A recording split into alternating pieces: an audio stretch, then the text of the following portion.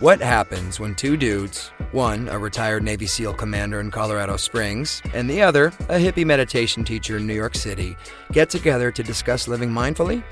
That's a great question, because we don't know what will happen either. Raw, uncut, and unapologetic. Welcome to Men Talking Mindfulness with co-hosts John McCaskill and Will Schneider. Each week, we take an authentic dive into how mindfulness continually impacts our lives, deepens our relationships, and allows us to be emotionally alive. We filter all of our conversations through the man box, where we unpack how as men we are expected to act in society, how fighting the authentic human experience is exhausting and damaging, and how mindfulness can help. If you would like to listen live, join Will and John every Friday at 12:30 Eastern Time on IG Live at handle @WillNotFear. We take each IG episode and upload them straight to this podcast. So happy you're tuning in to Men Talking Mindfulness. Now, on to the show.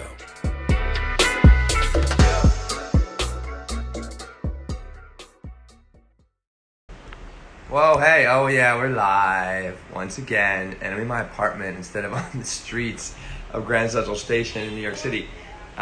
Waiting for John to get on. Thank you guys for joining us. This is episode, what's up, John? Number 9, I think, 8, of Men Talking Mindfulness. So I just welcome all of you on right now. We had a really good conversation last week talking about our practices and basic practices of mindfulness. Oh my God, he's got his shades on today. Dude, I'm sitting in this unbelievable weather here in Colorado Springs, blue skies, and I don't want to sit inside when it's so beautiful outside. So yeah, I have to have my shades on. Dude, you look like a happier person. I feel happy. Getting some vitamin D. So. Yeah. Oh, good, man. Hey, it's good to connect with you, John. Tell us, how's your travels so far? Are you having a good time? Yeah, I am. It's exhausting, but I'm having a blast. I can't complain about being exhausted about being on the road. So we are, my wife and 2 kids currently are bebopping around the Colorado Springs area, looking at houses and land. I'll have to update you on some things that happened along the way, but we basically wrapped up our first leg of the RV tour of the country on, I'm forgetting what day it is now. Today is Friday, so it must have been two days ago. We pulled into Colorado Springs, and we're parked at an RV park here at the United States Air Force Academy. Unbelievably beautiful setting, mountains, beautiful trees. It's just much more our style for our family. But in the trip over, we tried to stop at a couple of state parks that were shut down because of COVID. And then there's a couple of RV parks that we had reservations at that they had to kind of shift us around because of the COVID. So, we had planned on pulling into Colorado Springs for just a couple of days and then getting on the road again, and kind of bebopping around the country for a few months. But I think we may put that on hold until things settle down. Hopefully they settle down. But for right now, we're looking at Colorado Springs as home, and I'm even going to put my hat on. Wow, it is so bright. Hey, if you need to change location, John, or whatever, do your thing, man. No worries. No, it's beautiful. It's too nice to change. So, right. But anyway, Colorado Springs, we're looking at houses or land to possibly build on. My wife's very adventurous and she's very handy, so we'll see what happens. But I love it. Well, yeah. I've heard, because I was in the national parks last year with my nephew and niece and my brother, Zion, and we went down into a bunch of Zion's unbelievable, man. Bryce, Nat, and then beginning this year, it's like you need like a reservation, and they're booked like the rest of the year. Right. So I can see that would definitely be a big trouble for because also it's like Americans aren't traveling outside the country. So now we're finally, I think, a lot of people don't realize like our national park system is incredible. It is. It is incredible what they've created, and now people are using them, and a lot of people are using them. So it's like good for you. I mean, hey, way to be resilient and shift, and when you need to, right? Seriously. Yeah. Can't ever get married to a plan, because I think it was Mike Tyson that said, everybody has a plan until they get punched in the mouth. So Oh, speaking of Mike, I think he's gonna have like he's gonna fight somebody.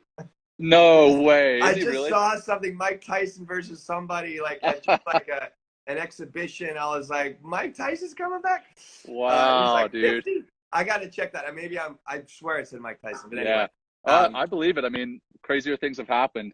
I remember when Mike Tyson got out of jail. I I think I just turned 18 or 19, and I got that fight, his first fight out of jail, as my birthday present. It was back, pay-per-view, Yeah. And it was super expensive. My sister bought it for me for my birthday present, and the guy that he was fighting, I don't even remember, but the guy threw in the towel in like the second uh, uh, Period. round. Yeah. Man, I'm spacing. Hey, dude, like you're really enjoying that sun. Yeah, that's right. So, Um, but yeah, how have hey, you I'm been, glad man? you're kind of settled and you're doing pretty good. I'm back in New York in my Yeah, apartment, not out in the streets of Grand Central Station. It's nice to get away last weekend. Like it's just for everybody. Like get outside, get hiking, go in by the water. Like it's just really important for our mental stability and clarity and peace. I mean, it's for just so sure. important to connect with nature. Uh, uh, but why don't we Well, hold on, man. Yeah. So you're back in New York, in your apartment. How are you feeling, man? I know it was good to get out into nature, but how are you feeling about being back in the concrete jungle? yeah, it's good. Like I mean, I think what I'm doing is I'm just working, the Yeah, working because New York is kind of, I mean, not shut down, but it's not, like you can, like, not like the old days where it's like, let's go get a drink, let's go to a restaurant, let's go to a show. So, right. so that's been very different, and actually, speaking of moving, like, I probably won't be here past February or Oh, sooner. really? Yeah, I mean, I don't. If I don't need to be in New York and I can be hanging out in the sun wherever, then I'd rather kind of. I feel be in that kind of place. I'm just Sure. working to continually develop this virtual platform that I can just take anywhere. There you go. So Yeah, that's nice. been that's been the work. And I mean, it's going to take me a few more months or longer to achieve a nice kind of sustainability with all that. Yeah, But yeah, I mean, and this obviously, talk about you can't stick yourself to a plan, got to and roll with the punches, man. you got to roll with the fucking punches. But overall, like it is a little lonely here, sometimes Yeah, because like we're not out as much. sure. Um, but I do get to see some friends sometimes, and it's nice to connect this way. I had a conversation with Friday seems to be like everybody's calling me, or I'm talking, So I do connect with Popular people. guy. Yeah, I do connect with people um, virtually, but it's just it's nice to be hanging out. It's nice to be Yeah, outdoors and totally, you know, dude. I mean, I think we've discussed this in the past. There's literally chemicals that get released with the oxytocin, yeah, the dopamine when you're in physical contact. I mean, that's the whole reason we meditate with our hand on our heart, is to get that oxytocin release. yeah. Which actually, now that I said that, I just realized that I'm wearing a Zion Canyon shirt. You had Ah, mentioned Zion. Yeah, yeah, man. man. Yeah. Did you get up on Angel's Landing there? Exactly. That's the first Oh, hike we dude. did. Amazing, amazing, Yeah. amazing. Then we did the Narrows, of The course. Narrows. Yeah. Yeah, Yep. Phenomenal spot, man. Holy yeah. It was cow. really good. Utah is just unbelievable. So, well, anyway, man.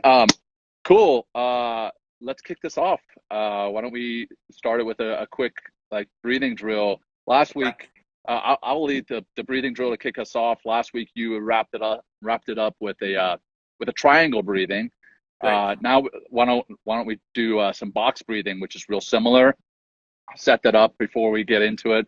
Basically, what it is if you can envision a box, you breathe in for 4 or 5 seconds, hold it for that same amount of time. So that's the top of the box. Coming down on the boxes as you breathe out, and then hold it for that same amount of time. And you just do that over and over. And we'll just do that 4 or 5 times, kind of reset our parasympathetic nervous system, and then get into our discussion that we had talked about during our pre-show. So Yeah, that said, and now I'm doing what you did last week in that you're meditating out in Grand Central Station. I'm out here in front of a coffee shop at in Colorado Springs. So I'm sure some people will kind of wonder what I'm doing. But I'll take my hat off and let's get to it. So, get into a comfortable position, whatever that looks like for you. You don't have to put your hands on your heart on this one. It's just a breathing drill. You can keep your eyes open.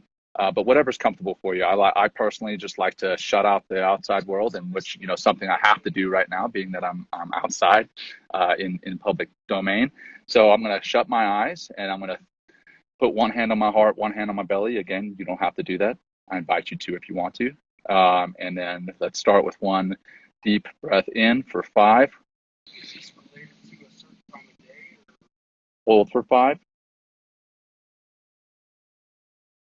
Out for 5. Hold for 5. In for 5 through your nose. Hold for 5.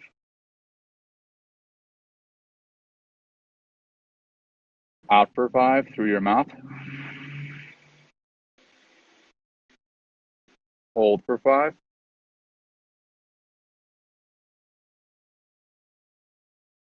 In for 5.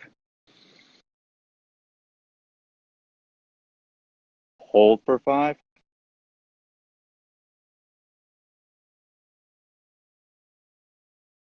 Out for 5.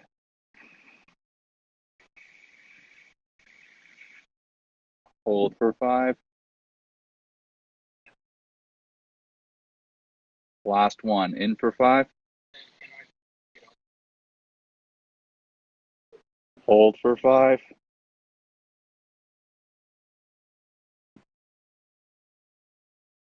Out for 5.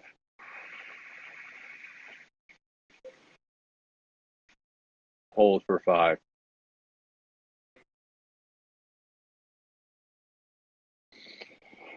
And that's it. Just a simple mindfulness drill. Kind of bring your focus to your breathing. Nothing fancy.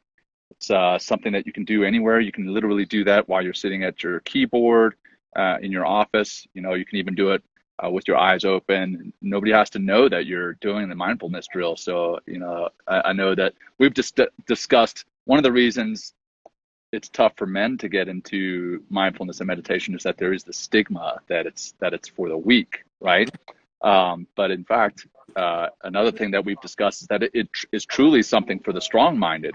And this is something that you can do if you're concerned about that stigma, or maybe people staring at you or questioning what it is that you're doing. You can just do a simple breathing drill at your keyboard while you're at work, and nobody's even going to know, but it's going to reset your parasympathetic nervous system, clear your mind, settle your mind, and you can get refocused on what it is that you need to do and just feel better throughout your day. And you can do that drill, 4 or 5 little boxes there pretty easily. You can do that multiple times through your day, and it helps to really settle you. I do it. I still have trouble sleeping, even though I'm a meditator and a mindfulness guy. I'll have trouble sleeping, and when I wake up in the morning, or rather in the middle of the night, if I do those box breathing drills, that allows me to actually settle my mind and go back to sleep much more easily than just laying there. So that's a pretty easy drill, and that's something we wanted to discuss is our practices and how those practices can be tough to maintain. And that's just a little trick to keep up a simple aspect of it is keep it simple, right? Keep it simple to start, and as you get further along, you can get into deeper, longer meditations. Don't beat yourself up if you miss something. It's just like going to the gym. We all know going to the gym and working out is good for us, but if we don't set that time, and I know, Will, you're a big calendar guy, like if it's not written on your calendar, it doesn't happen. Yeah, there you go. And I'm so very thankful that you are the way you are right now, because normally I am as well, but traveling across the country with kids has kind of thrown several wrenches in that.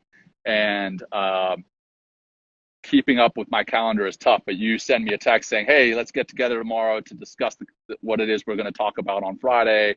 And I'm very thankful for your organization skills and your calendar that you have right there, brother.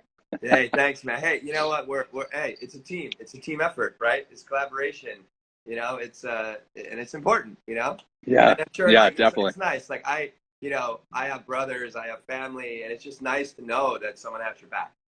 Yeah, you know? absolutely. It really is nice. It really is to experience that. But let's keep talking about practicing, right? Yeah. And so, well, let me ask you, like, so what are some of the things that you're finding, you know, through practicing, or not even that, just of what really, actually, how about this? What does practice mean to you? That'd be good. That's a great way to start, man. What does practice mean? I think practicing means staying committed to doing the work. And as simple as meditating sounds, it's not easy to do. It's not easy to stick to. It's easy to wake up in the morning and get going and say, you know what, I'll get to that later. And then before you know it, that falls by the wayside and you don't do it. Or, you know, you think about doing a drill during the day, and, you know, suddenly your boss comes up to you and slaps some paper on the table and you forget about it. I think the practice is staying committed to doing the work. And then realizing that with the work, there may be times when you don't feel the benefits. But it's a cumulative thing. And as you meditate more and more, you're going to start to feel those.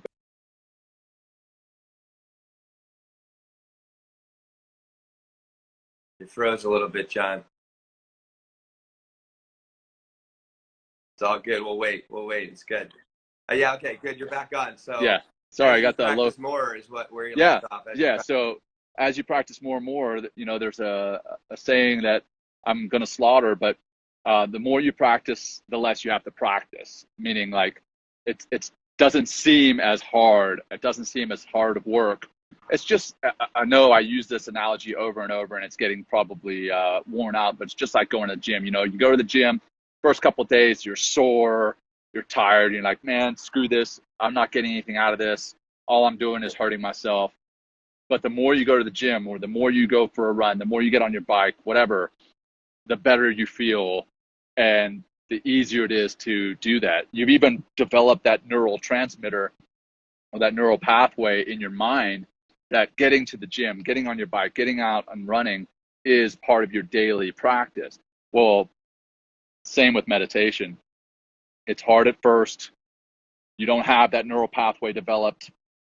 You start practicing, you do it over and over, you get that neural pathway developed.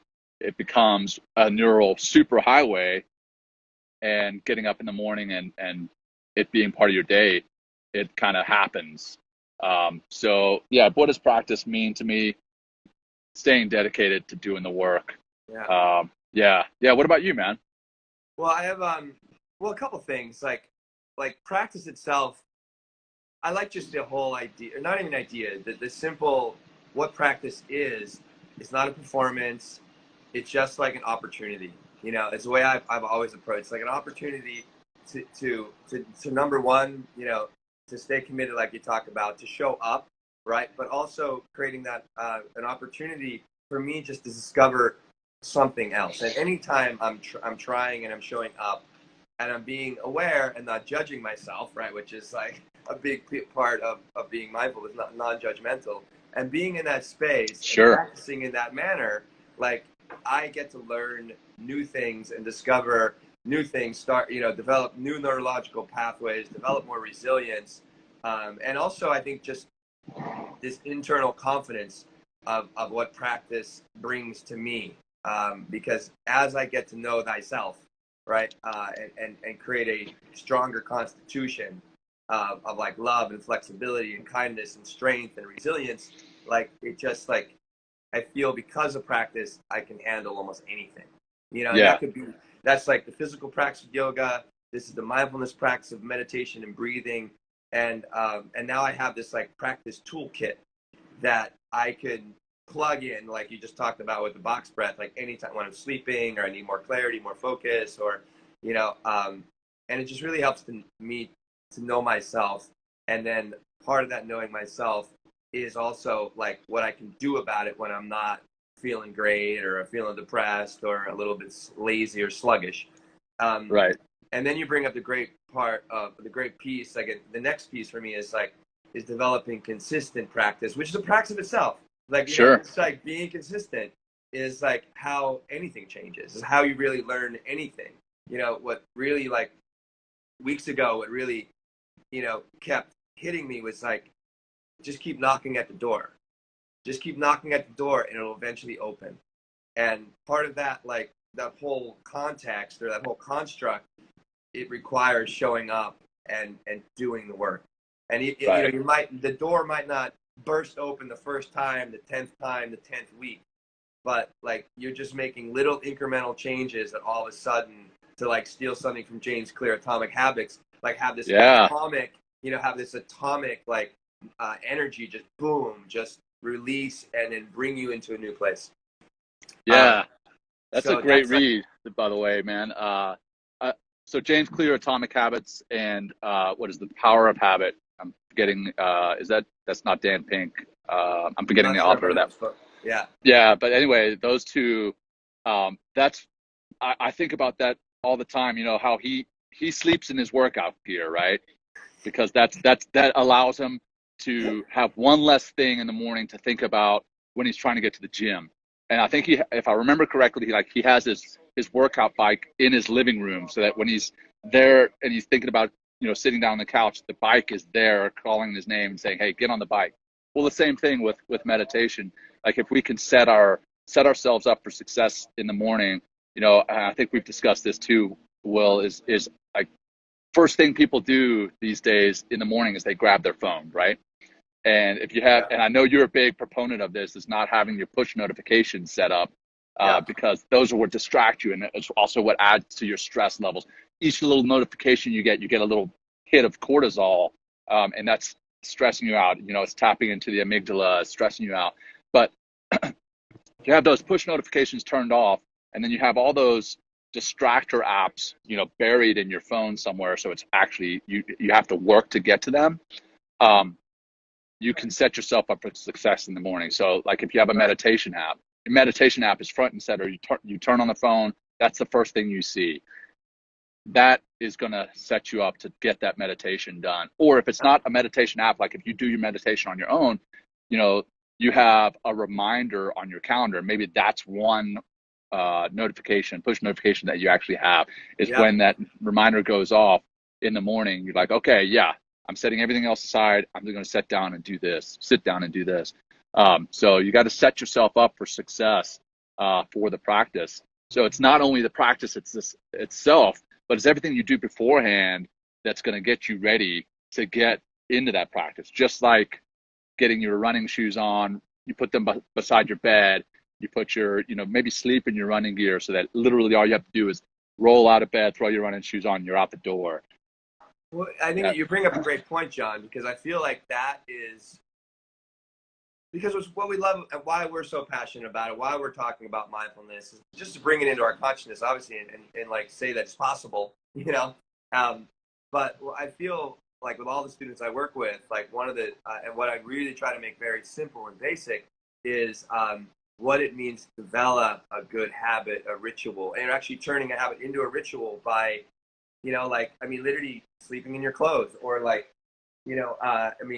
put your meditation cushion out so you basically trip over it. Exactly. On your way through your morning, so it's like little things like this that helps us to get to practice, but are also developing, that whole idea of a practice to get to the practice, so whatever that looks like. It could be many different ways, but if you make it, and this comes back to James Clear again, make it obvious, make it very obvious that that's what you're doing, and what I'm finding is even before I go to bed, I start my practice in the sense of my morning consists of like coffee and journaling, but I like the coffee, so I have basically the hot So do I, water brother. ready.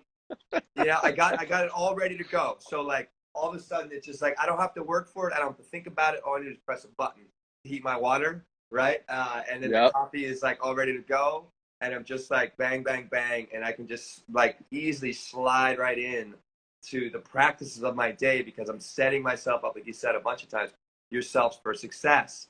And it's like, and it's just starting.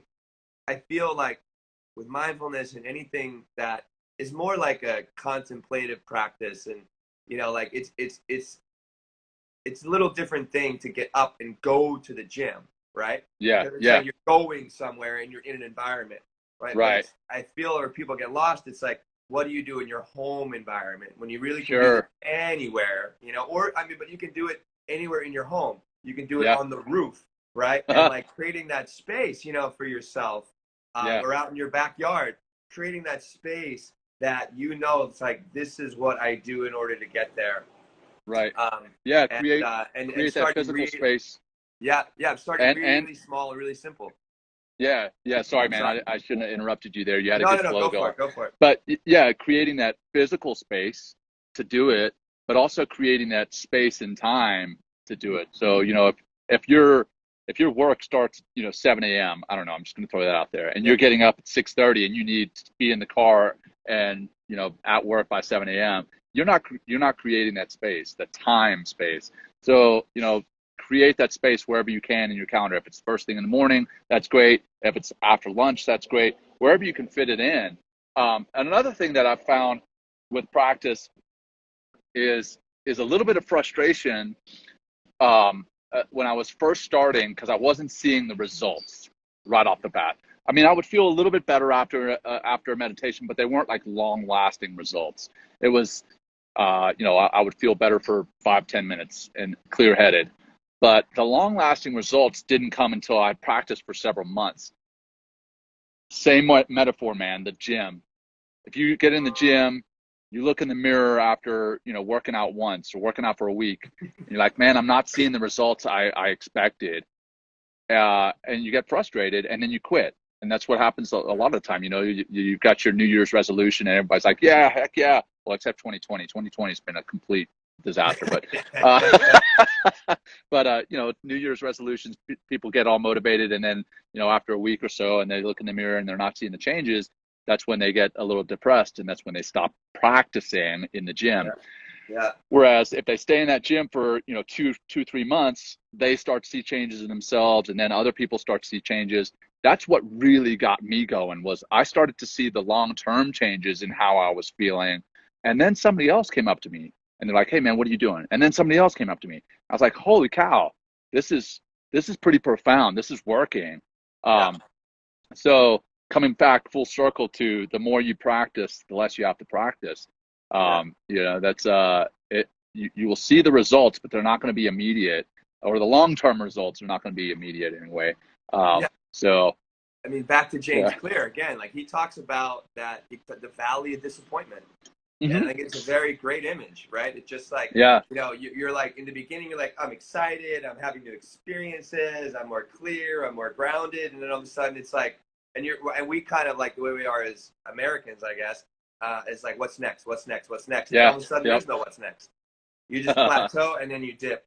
And but you stay consistent. You keep doing your barbell curls and your and all of a sudden you're putting more plates on, you're developing more strength, but it might take weeks, months to get to that next level, metaphorically talking about strength. Right. And it's just really like, and hanging in there. That. It's really, Sorry, go ahead. No. Even if you do hit that plateau, like I think you're starting to talk about the plateau and hanging in there. The metaphorical plateau with mindfulness, you may hit that, and be like, okay, well, I'm not getting any better. But then stop meditating and see how you feel. Yeah. Great point. And that's when you will really start to notice the benefits. You're like, ooh, yeah, now my mind is more clouded. I'm more distracted. I feel a little bit more stressed. Yeah. Maybe I should get back into meditating. That plateau may be a good place to be, even though you may not get better and better, but you're at a good spot. You're better than you were down in that valley. Yeah. So yeah, I think that was another great metaphor, man.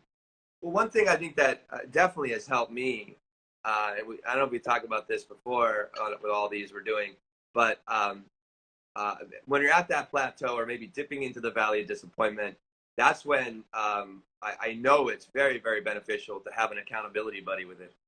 You know, to Sure. have Yeah. somebody that you're working in tandem with that might be a little bit more of a practitioner or a little bit less, but you guys are committed, you know. Right. And I even like have like written commitments and stuff, like the work Right. that with my, because then it's like another level of like, oh shit, we're really doing this together because we put our names down and stuff.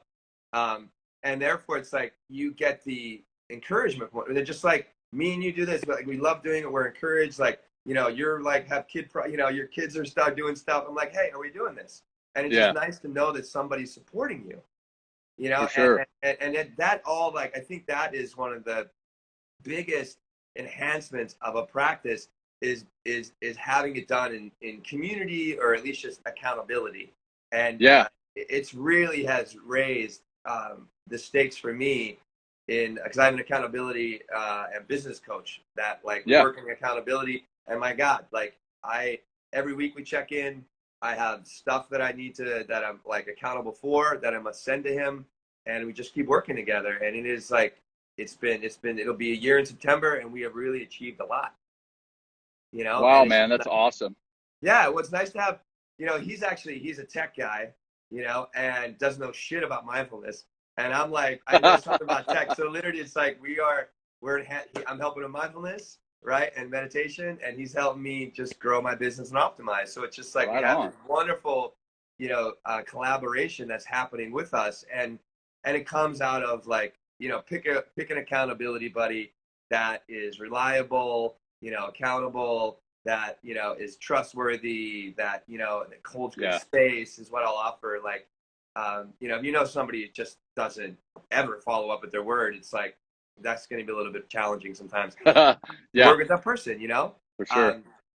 But that's like, yeah, I mean, that's those are definitely some of the things that I've, you know, that have been really helpful to me. Yeah, man, I'm For I'm sure. glad you mentioned the accountability buddy piece. Holy cow, it's actually getting hot here. I'm hoping my phone can survive this heat. But so anyway, the accountability piece, the Veterans Path, the nonprofit that I work with, that Yeah. teaches mindfulness and meditation to vets. We've got this upcoming proof of concept for online mindfulness training for veterans and active duty members. And a big piece of that proof of concept is having accountability, where we're going to set up a Facebook page for the cohort that's going through the online training, and check in with everybody, be like, hey, how's the meditation going? What are some challenges that you're experiencing? And talk through those challenges from people who have done it for a while, like myself, and people who have done it much longer than I have. Talk through those challenges. Talk how some things that may be buried are going to bubble to the surface, and talk through that, because having somebody to talk through, not just for the accountability piece, but also what it is you're experiencing, is, I think, very important as you start to practice mindfulness, because there are some scary monsters that may bubble to the surface, and that's another part that can become challenging in your practice. Is what is it that's buried underneath that surface that you may uncover, and then how do you deal with that? Right. So Wow. yeah. Then that's a great, what you're bringing up is huge. I mean, because and some of those things might be as you continue to practice, as you get deeper into your practice, so therefore deeper into yourself, right? There's like emotional stuff that could be trauma. I mean, we talked about your PTSD before. Like it's Yeah. there, and like you can try to like hold blinders to it, metaphorically, for as long as you want, and keep saying I'm fine, I'm fine, I'm fine. But once you Yeah. start to meditate, like you can try to push it down, or you can, or maybe just run away from your practice for a certain time. But like for some reason, like you will be called back. Like we have a Right. natural, I think, proclivity for health, mental Right. health, physical health. I mean, that's just how I think it's literally the energy of our DNA. And mindfulness, like, and meditation and these practices and practicing reminds us that how healthy, what it can be, what it can look like, what it can experience, and gives us and having accountability and working in, because we're not like we're social beings. You know what I mean? Like by our nature, we're social beings, and by I mean, God, of all people, like you, being a SEAL, a soldier, it's all about working together. Right. And it's all about getting over your bullshit, so you can find a way to work together, and work together in some, in harmony, and that's the only way that you will achieve your mission. Yeah, which is totally counterintuitive at first. Like, when the stuff hit the fan, that kind of caused a lot of trouble in my life. Yeah. What I thought was the right thing to do was literally box it up and put it over.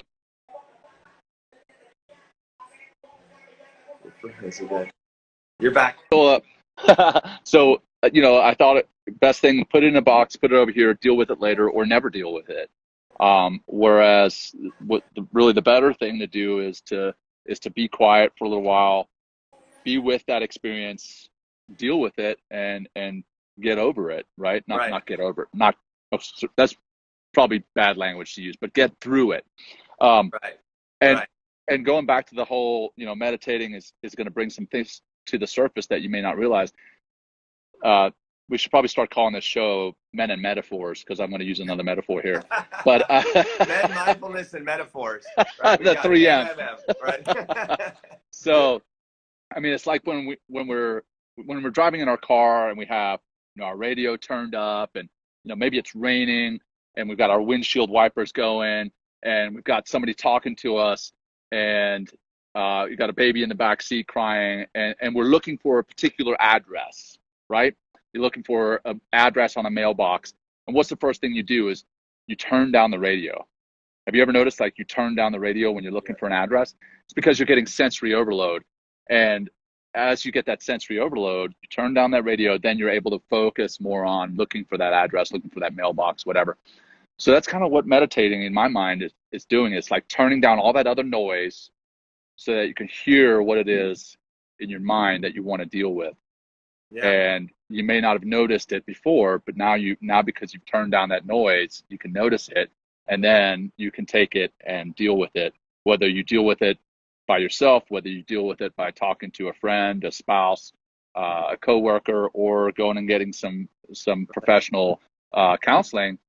You may not have ever known it was there, and it's something that is truly going to be beneficial to you by knowing it's there and actually working through it better than boxing it up and putting it aside. So that's the counterintuitive side, that I mentioned before. When you're a warrior and you kind of big bad and you beat your chest, and you're like, nothing can hurt me. You box that shit up. That doesn't help, man. Those boxes pile up too. It's like exactly. Those boxes pile up, and they're going to fall. And that's a different kind of explosion. You know what I mean? We come back to that atomic, like, I mean, it just builds up, and all of a sudden, like, you're in some sort of rage or frenzy or like abusive, whatever is happening, or verbally, physically, emotionally, to other people or to yourself, that's not even you. It's just like this energy that's coming up, you know, emotionally, that has to come out. I mean, you can store all your boxes for a long time, but it'll drive you to an earlier grave. Yeah, man. Because of all that stuff. But practicing and taking on practices, and then not being afraid of what's showing up in your practice. This is like kind of everything that all this stuff we kind of touched on, and just leaning on somebody as well, like not being afraid to lean on a good person that holds space, and like, I guess part of that accountability is, and along with mindfulness, is that non-judgmental. Like, I don't want to be in collaboration with people that are going to be like judging me, like that's not going to be the field of opportunity, and that's what we're trying to create. Oh, we got a question. Hold on. What do I got? Wait, I have it. Oh, here we go. So, I can't. It's so tiny. This is Travis. My God, I'm admitting this live. I need glasses. This is really fucking tiny. I don't know. Oh, here he goes. Sorry, I was late to the party. Okay. But as always, love the conversation. Thank you both for continuing to do this. That's all I can see. Yeah, that's cool. Right on, Travis. Travis. Travis, James Humphrey, he's a musician. He was on the podcast. Great guy, man. Great guy. I kind of wish that I'd had it on a video podcast when we got together. Travis, I changed format later in the season to where we had video as well. Maybe we'll have you back on the show another time. But Yeah. yeah, man. Great to have a question. We've actually got viewers. Right on. I know, right? Yeah, I'm trying to get rid of it. Now there it goes. But I think I'm pretty satisfied with this, John. I don't know if you want to talk about anything else with practice, but I felt this is pretty comprehensive at this point. Yeah, no, I'm happy with the conversation. Always happy to get on the Instagram live with you, brother, and I love that we've actually figured out how to take the IG live and put it on the IGTV, so those who missed it live can watch it later. So hopefully, we'll get some folks to view it later and get something from it, because it is a practice, and it takes effort, takes work. Again, the metaphor is the gym, man. So get into that mental gym, get into that mental routine of practicing, and you will start to see the benefits over time, just like you would start to see the benefits in the mirror. So yeah, and John and I are going to be here for everyone out there or watching it later to help you support and create a practice.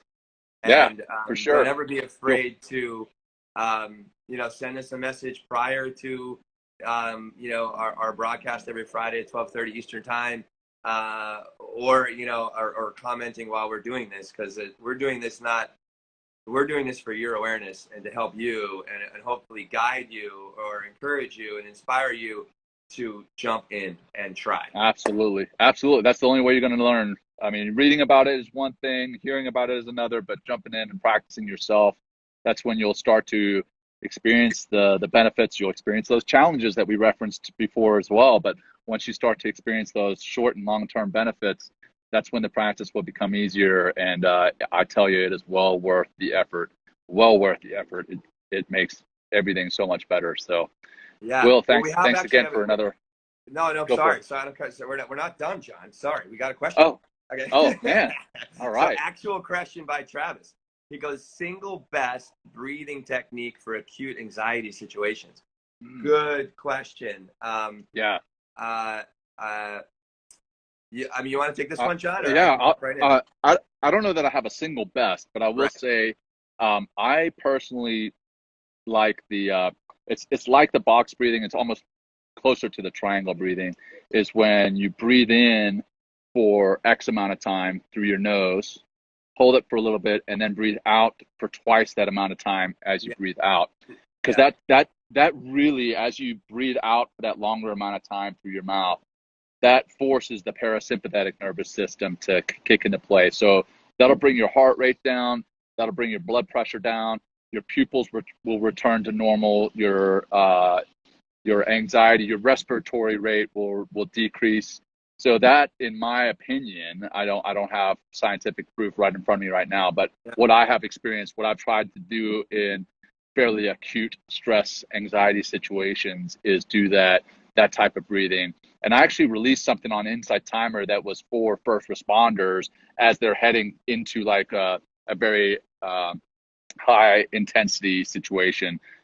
It's mostly for like SWAT team type folks who are going into potential combat.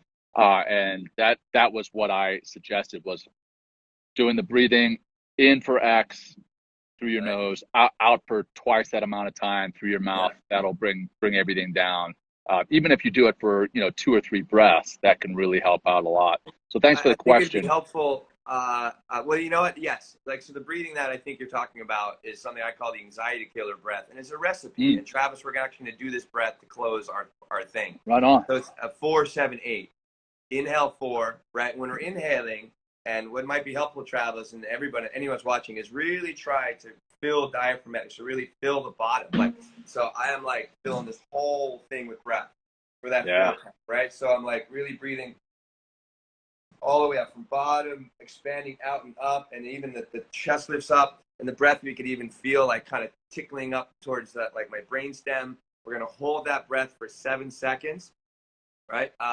And you can, as you even hold, you can pull up through your perineum and push it up into the soft palate and even tuck the throat. And then exhale out the mouth, like pursing your lips. So it sounds like this for a long count of 8. All the way out for that whole count of 8. We'll do it for 5 rounds. And this is something that you can absolutely do anytime you're feeling kind of uneasy, or I'm sorry, I'm getting messages. Anytime you're feeling uneasy or just off grounded and just need to, like John was saying, get into that parasympathetic, calm, cool, and connected. I'm okay, and I'm here, and I feel being here, instead of being lost in our thoughts, stressed out, and think the world is attacking you, right? So why don't we? Yeah, I'm sorry to jump on you, John, but I think that's No, so dude. I think the Let's recipe do it. that you're getting into is this 4, 7, 8, and Yeah. there is science on this. There is a lot of literature about this breathing technique and what it does. And basically, anytime we really take control of our breath, right, we're shifting away from the sympathetic craziness, stressed mind that makes us irrational, has us do stupid things, regrets a lot of the shit that we do, right? And versus shifting us, right, in it through the breathing, shifting us from this heightened state of awareness and stress and like you're fucking up your life to, right, to getting into this calm, cool, and connected. Here I am, like I can find myself. And even like, so whether it's like you talked about it with SWAT or whatever, it's like when you can find your feet, and you can find your breath, right, and you can find yourself in the here and now, like actually here and now, right, you're going to have a much higher opportunity for whatever's coming next to be successful, or for it to work out in a way that is probably going to be in your favor. Or at least you can try, you know what, or at the very least, you can try a little bit better. You'll try a little bit more mindfully. Right. But why don't we finish with that, and then and then we'll just take a short meditation with that. And so Travis or anybody that's watching this later, you can actually experience this right here live on Instagram. And please, Travis, after this, send us a comment on this Instagram IGTV, and let us know how you felt. Would be great. Yeah, definitely. Okay, let's do. I'm sorry, long-winded to get to this breathing technique. But find your seat, and anytime you're doing anything with the breathing, try to stay away from like the couch potato, right? Because no, it does. Like it has. Well, number one, it's like you're depressing the spine and depressing your spirit and yourself emotionally and mentally. But you're also collapsing the lungs. We really want to be big, open chest, right? So the lungs become more available, like sails on a ship, when we're lifting our chest up. And we really want to fill these big sails of our lungs with lots of breath. Okay, anyway, I go all day talking about breath. Okay, so close your eyes, find that seat, find that big, open, long spine, big, open, loving, compassionate chest, and those big, open lungs. We'll start, and close your eyes, and you can just start with a big exhale out. Just empty, all the way out. You can make that contact, hand on belly, hand on chest, to make contact with your breath. And here we go. We're going to inhale. 4, 3, 2, 1. Hold and gently clench for 7, 6, 5, 4, 3, 2. And then exhale, purse the lips. Exhale out for 8, 7, 6. Keep going. 5, 4, 3. Push. No breath in your body. And inhale again. 4. Holding 7, 6, 5, 4. Exhale, 8, 7, 6, let it go, 4, 3, 2, very nice. Inhale, 4, big giant balloon, hold that balloon, squeeze it up, pressurize that balloon. Exhale, let it go, 8, 7, very nice, 6, 5, 4, excellent work. We got 2 more rounds. Inhale, 4. Bigger balloon. Hold, pressurize. 7. Exhale, 8. Let it go. Yeah, let all that shit go. Good. We got 1 more. Inhale. 4, 3, 2, 1. Very nice. Holding. 7, 6, 3, 2. Exhale. 8, 7, 6, 5, 4, 3. Good. Smooth breath in. And now what I like to do after this breathing is just find a nice equalizing, harmonious rhythm, inhale and exhale through the nose. But make that breath at least, the inhalation at least 3, 4, 5 seconds. The exhale just as long, but nice and smooth. And just kind of really grounding that breathing technique by just harmonizing inhale and exhale.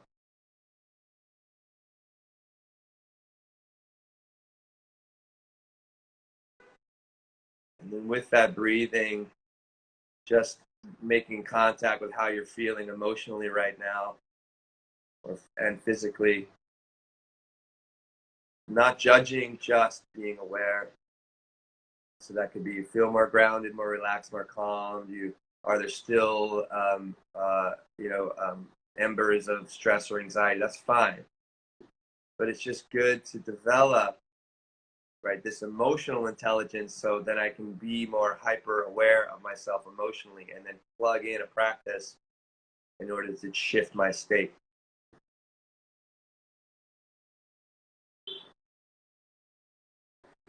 Good. If you like, bring your hand to heart center just as a little thank you to yourself and you, John, and us and doing this, and everyone else that are watching or watching another time. We'll just breathe into this space of gratitude. Inhale. And exhale out the mouth. And then thank you, everybody. Thank you, John. Thank you, brother. Thank you, Travis, for that question. Like that's great a question. Really great way to close and really bring home what we're doing here. And John, I'm excited for you to find your new home. Thanks, brother. I appreciate it. I'll definitely keep you updated. Next week, who knows? We may be in a completely different state with a completely different plan. We're calling it the no plan. I admire the flexibility, brother. I really do. So. All right. Hey, man. Good, John. Great as always. Have a fantastic weekend up there, man. And thank you for this time and space. You're Appreciate welcome. it. Enjoy. Thank you so much. All right. Take care. Thank Bye-bye. you, everybody.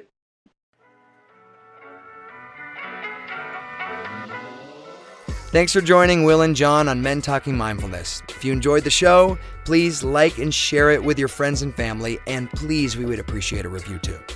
Until next time, this has been Men Talking Mindfulness. Thanks for showing up.